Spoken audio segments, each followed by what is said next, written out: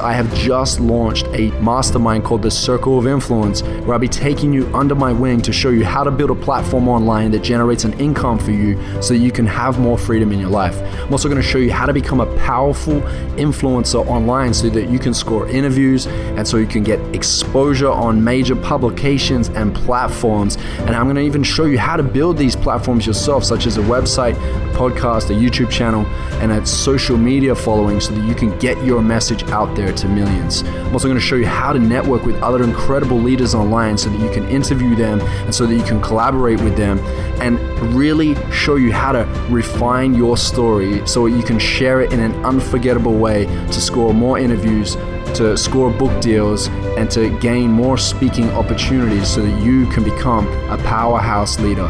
Now, if this speaks to you, make sure you head over to iamjoelbrown.com/apply and get in before I close my doors on this live, interactive, exclusive opportunity where I'm going to go deep with you and with the community of Circle of Influence Game Changers. Don't miss this. Now let's get into this interview. Ladies and gentlemen, welcome to the Addicted to Success podcast. I'm your host, Joel Brown, and I'm here today with John Templeton, who is a kick-ass mindset coach. He is a transformational speaker and leader out here in Australia, the land of koalas and kangaroos. And sausage dogs. We got John's sausage dog here called Odie, who's featured. He just can't stop licking. He's just such a lovable little dog. And, you know, I'm excited for you guys to really absorb the knowledge, the wisdom, the exercises, the actionables that John has for you today. So, John, welcome to the A2S podcast. Thank you, brother. This is such an honor. Thank you. Yeah. You and I have been spending a little bit of time here together in quarantine in the Gold Coast of Australia. Obviously, the world is in an interesting state right now. And what I really love about the way that you show up, man, is that you really care about your people. You know, when I see you coaching, you don't give up. You know, I see the way that you show up for them. I see the way that you go past the excuses that they're sharing and the fears that they're projecting in the space. And you're like, yo, I'm not here to support your excuses. I'm here to support you in reaching your potential. And I just love that about you as a coach. I think there are a lot of people that say they're coaches, but you're living it and you actually really are a coach. So pat on the back for that, man. And I just want to know, like, what inspired you to step into this space so we can understand why you're a coach? Yeah, great question. And thank you for the kind words as well. So really I played the scenario out in my head. I had success as an athlete and it wasn't fulfilling. It was that feeling of achievement, but it wasn't long-lived, you know? And so what happened after that, I was like, well, when does this end? When does this cycle end? And I was like, I just looked for something that had more meaning and was more fulfilling, and that was helping others. And you know, a lot of people do come into the coaching space I say people come into the coaching space ultimately to coach themselves. Yes. But I think the ones that really go the distance are the ones that have, you know, they know who they are and they are in it for the right reasons, and that is to help others, to contribute. Yeah. I feel that, man. I feel that. And I see, like, it's an energy that you can't fake, you know, because it requires for you to show up each and every day, which is what you do. So let's go into that conversation of energy, because I know that you were saying recently that you feel like this is something that a lot of people are finding hard to manage right now. They're like waiting on circumstances to change. They are using the excuse of, I don't have enough time. Now is the time where you do have time, right? If you're in isolation right now in the world, now is the best time to create. But like, let's go into this conversation, because energy is something that we all get to learn how to manage better. For sure. And I love the word energy. It's got, so many people perceive it differently. A lot of people, you know, you say energy and they'll think like calories, fuel, energy.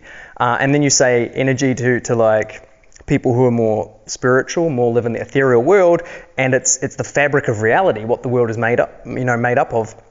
And so I truly believe that the energy required in order to succeed is more ethereal, more metaphysical than physical. It's not necessarily about the food we eat that really fuels us for the intensity required to succeed. Right. So if someone is in a place where, you know, they're in chaos, or their finances are just not in the place they would like it to be, that they have dreams and they think about these dreams, but they just don't have this like aligned energy or aligned inspiration. Where do they start? What exercises would you share? If you were coaching someone right now, what would you share with them to be able to get to a great foundation, and then we can build upon that? Yeah. Okay. So to answer this, you said like a few minutes ago, like energy doesn't lie. You know, you can sense someone's energy, and I'm at the point now, and I know a lot of people are a lot more advanced than me, where we can look at someone and we can notice, are they high energy or are they low energy? Like, are they carrying emotional baggage? Or are they, and you can feel it, and you can be like, this person, you know, this person's a real player. This person's got their heart in the right space. So energy doesn't lie. And I want to make that clear. If we have time, I would love to go into the way that actually everything in life is made of energy, and it's not the other way around. So if energy is good, the physical world would be good. Got it. Cool? Yeah. So what would I say to anybody that was, you know, going through chaos? And like right now, there are probably people going through chaos. And I just want anybody that's listening or watching to play this scenario out. It's like, when you're going through chaos, ultimately you're perceiving this reality as being chaotic. Right. You know, imagine if we went back in time to the 1800s. Let's be honest, like right now, compared to the 1800s, our life is so much better, even with quarantine, even with like a lack of money. For most, yeah, for sure. If we play the comparison game, it's like, oh, wait a minute. Life's actually pretty good. So once we realize that it is a perception that we've gone backwards, or it is a perception that we don't have much money, or it is a perception that we're not where we want to be, and then I would ask anybody that's listening or watching to say, how do you feel? How do you feel when you perceive stress, when you perceive chaos? And the answer is like, I feel shit. I feel like I am unclear. I feel like my energy is being zapped, and that's the truth. That's the truth. When we have chaotic, stressful thoughts, you know, the perception of reality, it wears us out. It takes our life force energy. It takes our prana out of us, so we can't fight for the things that we value the most. So how do we guard our energy? How do we make sure it's not leaking out of our own space? Yeah. So this is something I've struggled with a lot in my life, because for a lot of my, you know, I was in the military for a long time and competing in sports, and it was always from a place of not feeling good enough. Yep. All right. And I know a lot of people come from this space, whether they know it or not. And coming from that space it zaps energy from you. It's like there's resistance. You're fighting against this feeling of not good enough. And if you feel not good enough, it's heavy. And so to really get into a space where you can start to perceive the world differently, remember this, our mind thinks equal to how we feel. Yeah. So if we're feeling like we're not good enough, or we're feeling empty, or we're feeling like we haven't achieved our goals, our consciousness is going to be equal to that. So the thoughts we have are going to be so limited. And so this is the drill, and this is the exercise I do. I've got into breath work a lot more recently. I've done work with Dr. Joe Dispenza with meditation. I've gone through all of his programs. That's powerful. Oh, He's such a powerful guy. He, you know, at this stage of life is my hero. If I could have a hero, it would be him. Yeah, he's a very authentic leader, right? He's the new age of success, I believe. Wow. Yeah. Do you know what I mean? He's not anything other than himself. He's very authentic. Right. There's no facade. And talking about energy and alignment, he is so in alignment, that man would have an abundance of energy. Yeah. Do you know what I know you understand, if anyone listening, it's like when when you don't have resistance inside of like who you need to be for other people or who to show up as, you become free, right? And so this is the exercise I do, which is I literally breathe into my heart, and this is known as like heart coherence and getting the mind and heart in sync. Yep. So I'll breathe into my heart through my nose for about, I don't know, like 20 breaths, something like that. Yeah. And whilst I'm doing that, my entire focus is on my breath and on my heart. And what that allows the body to do, the heart's magnetic field, energetic field, is the largest in the body. It's the most powerful. Yeah. And if we focus on that and get in tune with that, our mind will then start to be, it's called, what's it called? Entrainment. Our mind will start to vibrate sort of at the same frequency and become coherent with our heart. Right. And when we're in that space, we know who we are at that stage. We know who we are at that stage, and then the resistance disappears. Yeah. And that is like the present moment. That is a place of stillness. And from there is no chaos. Yeah. All the chaos is always a construct of the mind. Yep. Makes sense. I remember Tony Robbins, when we had him on set for the We Rise Up movie, I heard him sharing with a few of us. There was a group of us there, and he said like there was this time where there was this soldier that had become a prisoner of war, and they put him down inside this, it's kind of like under a grate, right? And water would run through and flush through there every day at a certain point. And it would go all the way up close to the top, and this guy would then like know how to lift his head up just enough to just catch some breath, and he knew how long it would last. It'd be hours or so. And he said in those moments, the thing that got him through those times was he'd imagine himself visualizing in his mind him going and playing however many holes of golf on a golf course with his best mates, you know. So he took his mind to that place and pretended like he was there, but in reality his body was following the mind. And you mentioned Dr. Joe Dispenza before, and I know Joe has said on the podcast episode we did with him on Addicted to Success here, he said that when your thoughts are more powerful than the emotion, that's when you get to create change. And usually the emotion is so charged, and a lot of the time it can be coming from our wounds, and it's the thing that keeps us away. It's like consciously we know we want a great life. Consciously we know what we should be doing or that we get to do. But because the emotions are so strong in our body, we're reacting to things instead of responding and going, that's interesting that that's coming up for me right now, but here's what I'm going to choose to do instead. You become a master of your own mind instead of a slave to it, right? Yeah. So for you, what are your practices to be in a space where you're centered, where you're more aware, and where you're more present? Yeah. So there's two things. There's like, anybody can do this short term by, you know, we talked about Tony Robbins. It's like, what am I focusing on? Like, what am I focusing on? And that soldier in that story you told, he was focusing on this beautiful place, and he was feeling equal to how he thought. And that's good short term. You also mentioned wounding. Wounds don't just disappear. Like, yeah, unfortunately. Right? And not fully anyway, right? Yeah. And not without work, I should say. Okay, yeah, they can dissipate, but not without work. And so I'm going to relate this back to energy as well and motivation. And so a wound, for anybody listening, is trauma from the past, an event or an experience from the past that when it happened, it rocked your nervous system in a not so good way. So it could have been a fearful feeling, it could have been a painful, it could have been hurt, it could have been a time when there was just huge amounts of guilt, resentment, all of these things. If you can think back to that same memory now and associate with those emotions, there's the sign of a wound there. Yeah. And those stories that are stored in your, let's say in your head, in your mind, in your body, those are zapping energy from you. Yeah. Those are zapping energy from you, because I asked the question, it's like, when you're frustrated, is it a good feeling or a bad feeling? Like, it's just natural that you'd be like, it's a bad feeling, like it doesn't feel good. Guilt, you name any of those negative emotions and they're not good feelings, and then I look on the flip side, like, what about happiness, joy, abundance? Like, they're great feelings.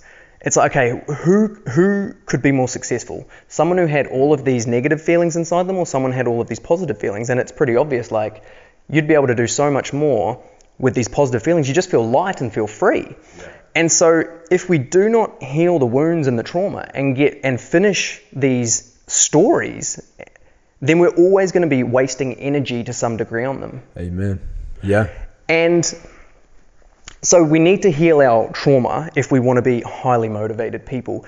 We can do the Tony Robbins approach of like change your state of being by focusing on something different, but that's the same as somebody that drinks alcohol to escape their boring life, or someone that takes drugs to, it's a distraction from the pain. Right. Whereas it's okay short term, but we need to fix the pain long term. Yeah. And I talk about it like a ball and chain. Imagine like a chart from 0 to 100, and 50 is in the middle, and this is a chart of energy. And if we say energy is how much you can give, it's like, well, you want more energy so you can give more and be more successful. Got it. Yeah. If you've got trauma, it's like having a weight tied around your ankles. And so say you're sitting at 50%, and say that 50% is in the middle, and that represents water. Yeah. And you're trying to tread water, and you've got a ball and chain on your leg.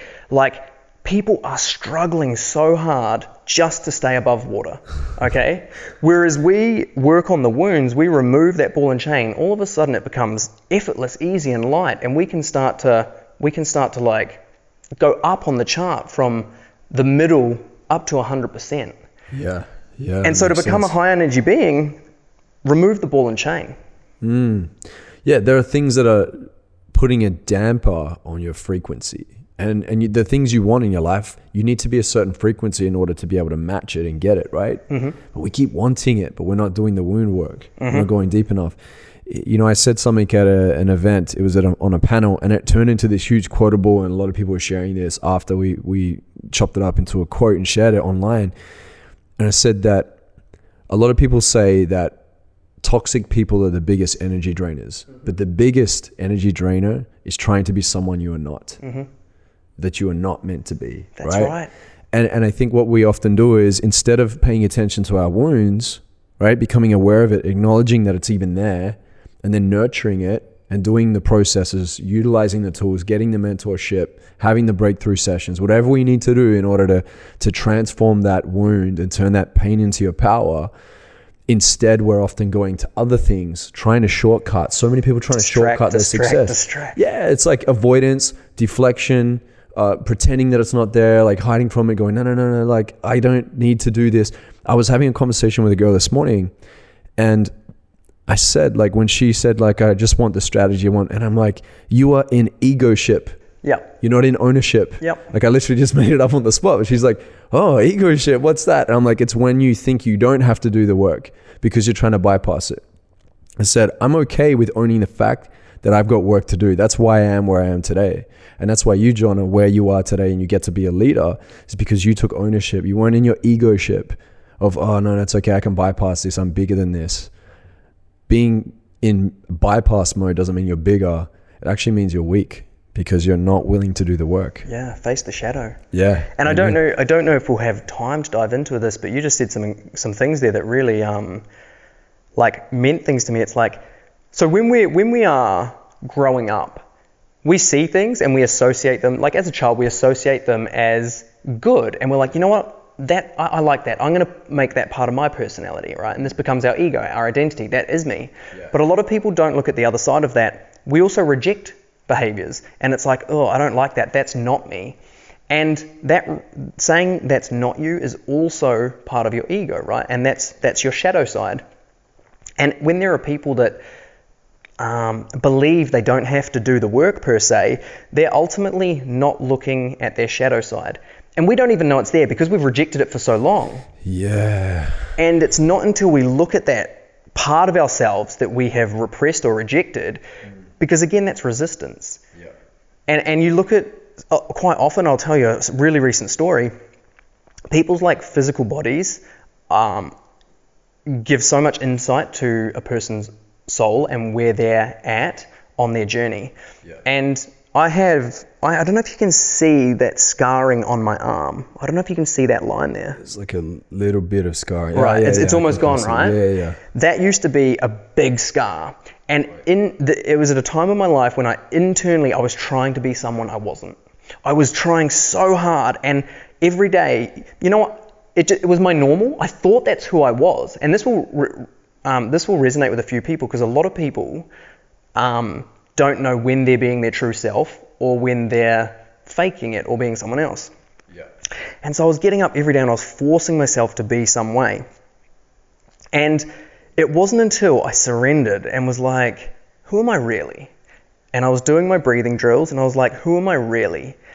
And then I started to be okay with myself on like every level. I accepted how shit I was at some things. I accepted that people were going to hate me. I was accepted that, I had, really been ashamed of parts of myself. And as soon as I did that, within the space of a couple of weeks, that scar disappeared. Wow. You took ownership. You're no longer an ego ship. I love it. Dude. And to take this one step further, if that's okay with you, it's like energy. All of a sudden, I went from this false energy, this tense feeling inside of like, I'm not good enough. I've got to try and be someone else instead of just accepting myself. And energetically, I felt better. I felt lighter. I felt unstoppable. And from what I've read and what I've learned, especially through Dr. Joe Dispenza's work, is that like when our energy field is in harmony, we heal not just scars, but all chronic issues.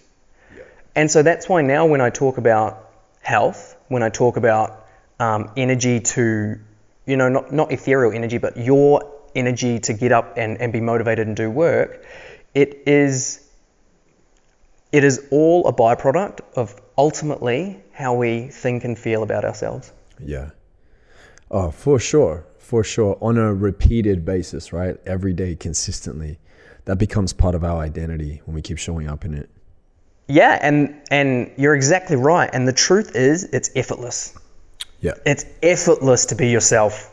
When you accept every part of yourself, it is so freeing and it is so effortless. And I guess the whole point of our podcast today is talking about energy. It's like, that is the ultimate form of high energy, is when everything feels light and easy. And for anyone listening, like, is that something you want? Does it sound attractive? Because it's getting up and living in any other way is detrimental.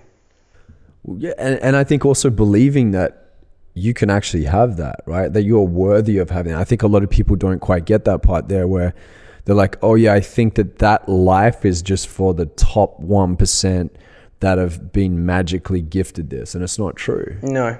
It's everything has been worked for to a certain degree. And if it hasn't and it's been given, it's not valued the same. 100%, man. And go back in time 2 years. I'd got my Guinness World Record. Everything was still driven. What was your Guinness World Record? It was the most pizzas eaten in the span of 10 minutes. Look, it was for doing a gymnastics exercise called a muscle up. Okay. It was just 24 hours continuous muscle ups. How many can you do? Oh my gosh. What does that look like? Is it like a chin up?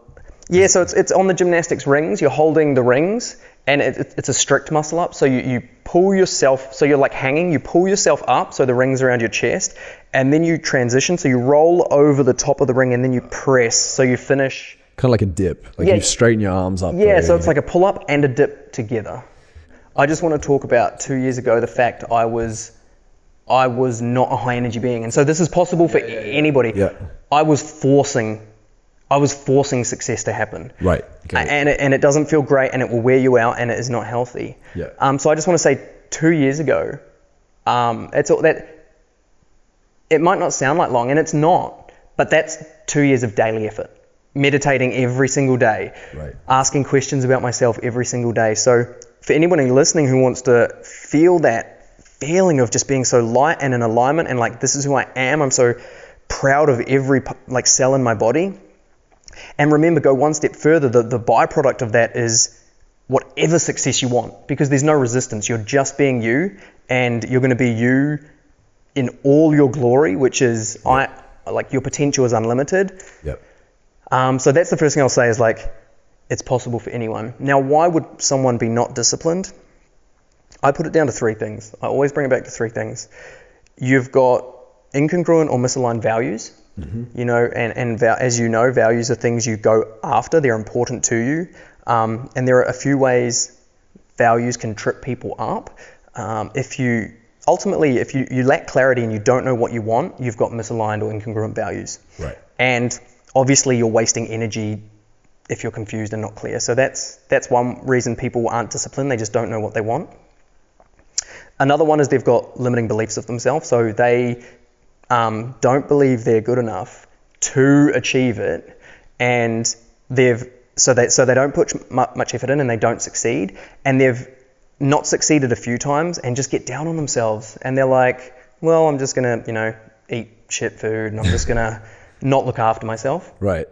It's almost like their actions are following what their beliefs are ultimately to fulfill that prophecy of what they're telling themselves over and over again. Absolutely, man. Yeah. And the last thing is wounding. That's why people aren't disciplined. Like, we could talk about the excuses, like fear, but these are all external. I go excuse, symptom, cause. Ooh. And excuses are things like, I don't have time. That's not true. Like, I don't have money. That's a limiting belief. So there are the causes are always the three causes: values, beliefs, and trapped emotions. I won't go into it too much now. If people want to learn more, they can. And to a certain degree, think about this too. Like, it's going to require for them to come to one of your events and actually. And I'm not just saying this to be like, go to John's event because this is what we do at this point. Is like we plug whatever you have to offer. It's not even about that. Like, there's a certain amount of work that you can cognitively understand, and then to actually go into a space, to have space held for you in support and to work through the emotional stuff. It's hands-on, right? It's experiential. Yeah, exactly. 100%. And experience is a feeling, and a feeling is energy. Yeah. And if we try and cognitively understand it, we're not feeling it. And so it's really not real. Right. Yeah, for sure. So how would somebody listening right now that feels like, okay, cool, I have a cognitive understanding of the disciplines that are required. I get the importance of working on the wounds and that there's causes that are there. It's not about the effects. If someone wanted to master their mind so that they can channel their energy in the right direction, is there anything else that we need to know in order to do this? Like, are there meditative practices? Do they do visualizations? Are there any exercises or experiential things that you are able to teach over a podcast that we can start implementing to at least start getting a knee up in the game and then eventually come to a space to do deeper work? Yeah, absolutely. There's something for everyone at every level to start. The first thing is, if you're listening or you're watching, you have to commit internally to mastering your mind, mastering your life. It has to become mastery, because anything less, like dabbling in something, is always going to lead to like a failure, and you're going to get down on yourself again. So I would just ask them that they commit to this, to master this practice, if it takes a week or 10 years. And the very, very thing I would start with is meditation. Getting good at becoming aware when your mind is having its own thoughts and disassociating from that. And so I would just say, put your timer on your phone for 7 minutes. Right. 7 minutes, press, start, and sit in silence for 7 minutes. And all you have to do, and it can be really difficult when you first start, is hold space for yourself. And just as soon as thoughts come in, just try and come back to the present moment. If you want as well, you can literally just breathe in and out your nose. No set tempo, and if you ever start thinking about something, just come back to, oh wait, I'm meant to be focusing on my breath. Yeah. That is step one. Step one. And if people can get good at that, you can increase the time. You can master that basics first, increase the time. And here's the other thing: absorb content from other people, and then it's going to get to a point in your life. And I truly believe this, that money is energy, and when we invest energy into something, we're going to get energy back. It's kind of like karma. So it's going to get to a point where you need to pay someone to teach you, because I talked before about commitment. Yeah. You're making a fucking commitment when you put your money on the line. Yeah, of course. And I put my money on the line I pay for fucking everything. I was going to get Joel to speak at my retreat, and we still will. And like, he told me the price and boom, paid, right? There was no mucking around, because, that's how I want to be treated and respected as well. And I knew that, if I commit to greatness and I commit to great people like yourself, Joel, that's the reality I'm going to live in, and that's what I'm going to experience. So if you're listening, get used to committing with your money. it is energy and it's important to people, so they follow through. Yeah. And I feel like something happens to you on an unconscious level too, right? I know the times where I've spent, 10 grand, 12 grand, 15 grand, 20, even just like really stretched and came. And I believe that you don't get in life what you think you deserve, you get what you negotiate. And I've gone in and negotiated opportunities with people like Gary Vaynerchuk, with people like Tony Robbins and Joe Dispenza, and offering some form of value, and or going like, what should I approach them with that I think would be enticing for them so they feel like I'm respecting their time, right? And so I think what happens on an unconscious level, the times where I have invested in getting someone on the podcast, I double down super hard, right? Like I'm there fully present more than I ever have been to really make sure that we make the most of it. When I've paid for mentors, I've sat there and I've listened to like every second I can. I'm recording it, I'm going back over it, I'm making sure I'm implementing as much as I'm taught in that space. Something just happens to you on an unconscious level, you stretch. When you stretch yourself in the physical, you also stretch yourself on the emotional and the unconscious level too. For sure. Yeah. Yeah. That's that's neuroplasticity. That's how your brain's wiring, right? Yeah. It's like you absorb content, you hear it, you think something new, all of a sudden you've got a new neural pathway. In that moment, you're starting to become someone different. Yeah. Your identity shifts. Amazing stuff. So, John, we're going to have to definitely do a part 2. I'm excited for that. There's so much awesome content here. If there are any actionables right now that anyone can walk away with, what would it be? Yeah, for sure. The very first thing I would say is like, the first thing you need to aim towards is getting closer to who you truly are. So if you're trying to start a business, if you're trying to have a better relationship, if you're trying to, break a Guinness World Record, and none of it will matter unless you're happy with who you are internally, and so that needs to be the priority. And to do that, I would definitely start with learning to meditate and breath work, because, the breath is it's like the trigger into the soul and into the spirit. It's, air itself, you can't really see it, it's ethereal. So learn to meditate, and like I said, the 7-minute timer is the place to start for that. Good. It's a good starting point. Real quick, just off the top of your head, because I believe that we commit even more and we stay even more disciplined when we understand the benefits of what it is we're committing to. Just off the top of your head, what are the benefits of you meditating? What have you noticed in your life that shifted?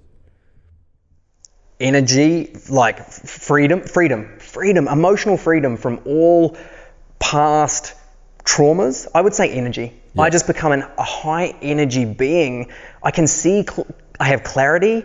I can pick up on other people's energy. I've got intuition, so I can sense, the gut feeling, or I'm guided by something greater than my mind. Yeah. And that leads, I've got a question I ask people. I'm like, go one step further. I always say that. And what does that lead to? And it's like, well, that leads to fucking anything I want it to lead to. Yeah. So beautiful. The benefits, Nikola Tesla said that, and don't quote me on this word for word, but when like science starts studying like energy, frequency, vibration, they're going to make quantum leaps in like scientific development, right?